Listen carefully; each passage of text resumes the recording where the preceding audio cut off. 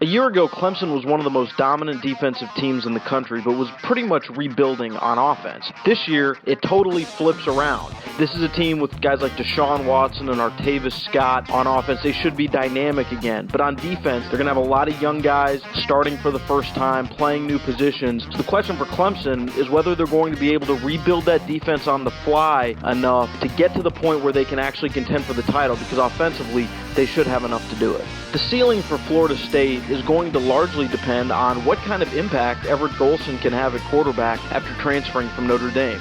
He doesn't have a lot of time to learn the offense, but there's a lot of weapons at Florida State. Dalvin Cook's going to be one of the best running backs in the country, and how quickly he is able to pick up that offense will have a lot to do with whether Florida State can repeat as ACC champions.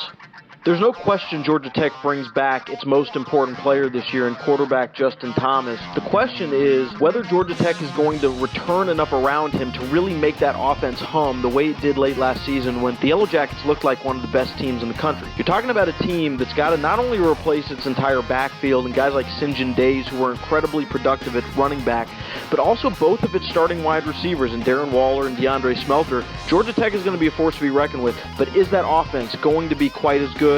I'm not sure. Is there enough talent in the Miami program to save Al Golden's job? That's a legitimate question at this point, especially after this past NFL draft, where Miami had a lot of guys go in the early rounds, and you looked at the results on the field, they went 6-7, and you start to wonder what exactly is going on there. Now, there's no question that Al Golden faced a lot of uncertainty and some pretty crippling NCAA sanctions his first couple years on the job, but the results just haven't been there. Not a lot is expected of Miami. They've got a promising young quarterback in Brad Kaya, but is there enough in the program to get them back into contention?